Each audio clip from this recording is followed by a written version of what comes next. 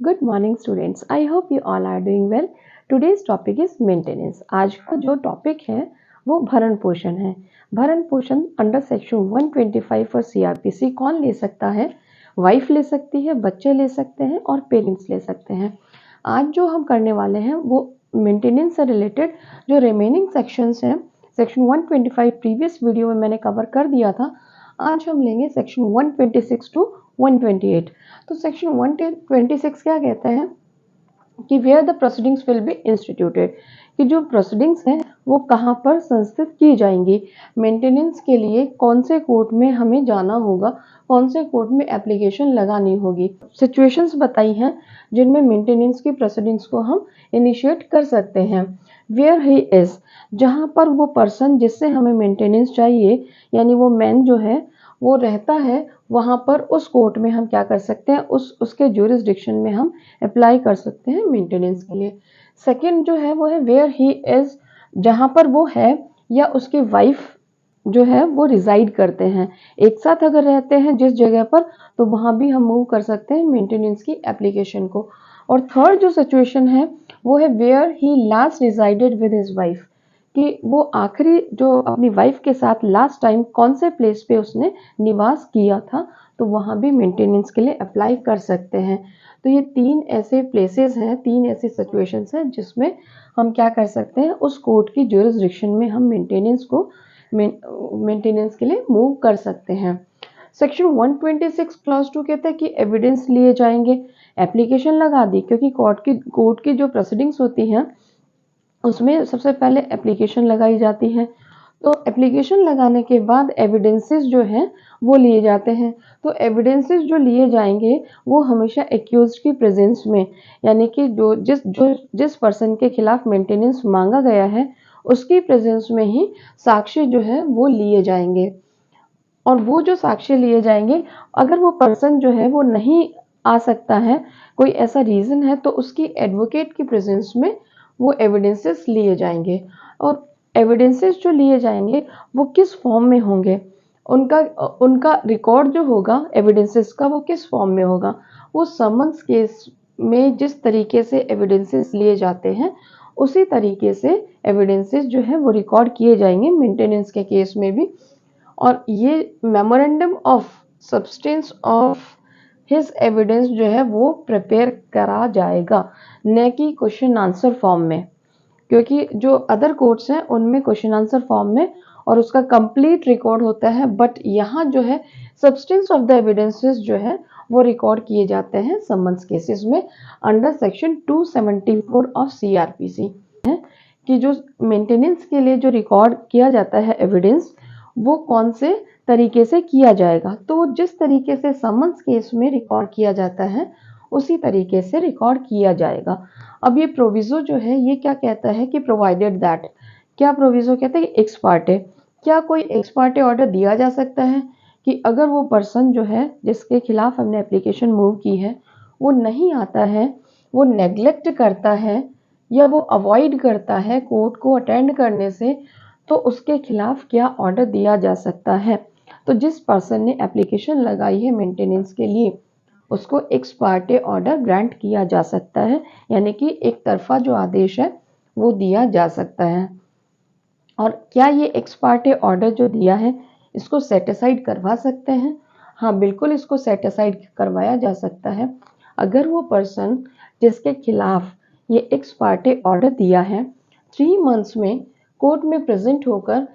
अपना जो कारण है उसको बताता है और उसके लिए अप्लाई करता है कि मैं रीजनेबल जो ग्राउंड है इस वजह से मैं नहीं आ पाया था, और कोर्ट अगर सेटिस्फाई हो जाता है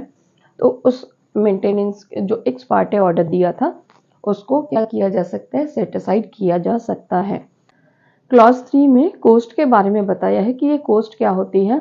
तो अगर वो पर्सन डिले करता है, नहीं आता है कोर्ट में, तो कोर्ट क्या कर सकता है, उस पर जो है खर्चे लगा सकता है, कॉस्ट जो है वो लगा सकता है, उसको वो कोर्ट में पे करना पड़ेगा। फिर सेक्शन 127 जो है वो क्या कहता है कि क्या ये जो ऑर्डर है मेंटेनेंस का इसको ऑल्टर किया जा सकता है, इसको चेंज किया जा सकता है या इसको कैंसिल किया जा सकता है। तो सेक्शन 127 कहता है कि हाँ, ये जो अलाउंस है मेंटेनेंस का, अगर ये प्रूव कर दिया जाता है कि वो जो पार्टीज हैं उनका सर्कमस्टांसेस, उनकी परिस्थितियां बदल चुकी हैं, मे बी जिस पर्सन के अगेंस्ट में मेंटेनेंस के लिए अप्लाई किया है उसकी सैलरी में हाइक मतलब इंक्रीज हो गई है, या फिर जो पर्सन मेंटेनेंस क्लेम कर रहा है उसकी खुद की जॉब लग गई है, वो खुद कमाने लग गया है, वो खुद अपना भरण पोषण कर सकता है, तो मे बी ऐसी कंडीशंस में क्या किया जा सकता है कि उस जो मेंटेनेंस ऑर्डर था उसमें अल्टरेशन किया जा सकता है, या फिर उसमें चेंज किया जा सकता है, या उसको कैंसिल किया जा सकता है। Cancel varied the order if और other civil court grants maintenance, और किन केसेस में ऑर्डर को कैंसिल किया जा सकता है कि अगर किसी और सिविल कोर्ट ने क्या ग्रांट किया है, मेंटेनेंस अगर दिया है, तो क्या किया जा सकता है, यहाँ सीआरपीसी के सेक्शन 125 में उसको कैंसिल किया जा सकता है अगर कोर्ट को ये इंफॉर्मेशन मिल जाती है कि हाँ, सिविल कोर्ट ने उसको मेंटेन कर दिया है, अब उसको नीड नहीं है। अगर किसी पर्सन ने किसी और सिविल कोर्ट में एप्लीकेशन लगाई थी, हो सकता है हिंदू मैरिज एक्ट है उसमें भी मेंटेनेंस के लिए एप्लीकेशन लगा सकते हैं, या फिर वाइफ है उसने क्रूएलिटी जो है डोमेस्टिक वायलेंस एक्ट के तहत मेंटेनेंस के लिए उसने भरण पोषण के लिए एप्लीकेशन लगाई है, या फिर जो अडॉप्शन एक्ट है मेंटेनेंस अडॉप्शन एक्ट उसके तहत एप्लीकेशन लगाई है, वहाँ अगर उसने भरण पोषण प्राप्त कर लिया है कंप्लीटली, तो यहाँ पर सेक्शन 125 में उस ऑर्डर को जो यहाँ ग्रांट किया है उसको कैंसिल किया जा सकता है, या फिर वहाँ कम अगर मेंटेन भरण पोषण दिया है सिविल कोर्ट ने, तो यहाँ पर भी उसको क्या किया जा सकता है, वेरी किया जा सकता है उस ऑर्डर में। नेक्स्ट जो है क्लॉज 3, वो कहते हैं in case of divorced women, कि अगर वो जो तलाकशुदा जो औरत है, अगर उसको कब कब मेंटेनेंस नहीं मिलेगा, अगर उसने रिमैरी कर ली है, फिर से उसकी मैरिज हो गई है, अगर उसने होल सम जो है कंप्लीट मेंटेनेंस जो अमाउंट है वो ले लिया है, प्राप्त कर लिया है, या फिर वो खुद से ही सरेंडर कर देती है भरण पोषण की रकम को, अगर वो खुद ही अगर उसको मेंटेनेंस के लिए मना कर देती है, तो ये जो ऑर्डर यहाँ पर दिया गया है मेंटेनेंस का, उसको क्या किया जा सकता है, कैंसिल किया जा सकता है। नेक्स्ट जो है क्लॉज 4, उसमें सिविल कोर्ट क्या करेगा, यहाँ अगर 125 में मेंटेनेंस ग्रांट हुआ है तो उसको टेकन इनटू अकाउंट, कि उसको वो संज्ञान में लेगा कि हाँ ऑलरेडी उसको 125 में मेंटेनेंस जो है वो प्राप्त हो चुका है। तो सिविल कोर्ट भी क्या कर सकता है, क्योंकि एक पर्सन जो है वो सभी सेक्शंस में, सभी धाराओं में या सभी अधिनियम के तहत मेंटेनेंस नहीं ले सकता है, वो केवल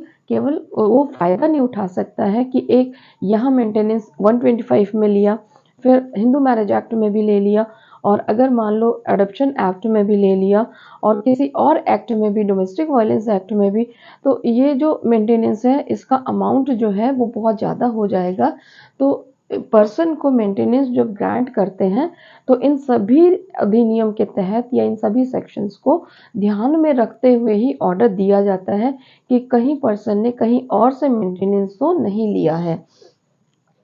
नेक्स्ट जो है सेक्शन 128, सेक्शन 128 कहता है कि ये जो मेंटेनेंस ऑर्डर है इसको कहाँ इन्फोर्स करवाया जा सकता है, तो इसको किसी भी मजिस्ट्रेट के कोर्ट में इन्फोर्स करवाया जा सकता है जहाँ वो पर्सन जिसके खिलाफ मेंटेनेंस दिया है रिजाइड करता है, जहाँ वो रहता है, चाहे वो भारत के किसी भी कोने में रहता हो, तो वहाँ के मजिस्ट्रेट को अप्लाई किया जा सकता है। और अगर वहाँ का मजिस्ट्रेट जो है एविडेंसेस या फिर आइडेंटिटी ऑफ द पार्टीज देखकर कि हाँ ये सेम पार्टीज हैं और मेंटेनेंस ग्रांट नहीं हुआ है, तो मेंटेनेंस का ऑर्डर दिया जा सकता है। तो ये सेक्शंस है सेक्शन 126 टू 128 जो बात करते हैं मेंटेनेंस के चेंज के बारे में, ऑल्ट्रेशन के बारे में और उसके एनफोर्समेंट के बारे में। आई होप स्टूडेंट्स आपको ये सेक्शन समझ में आए होंगे। Now I am going to end the session. Thank you students, bye.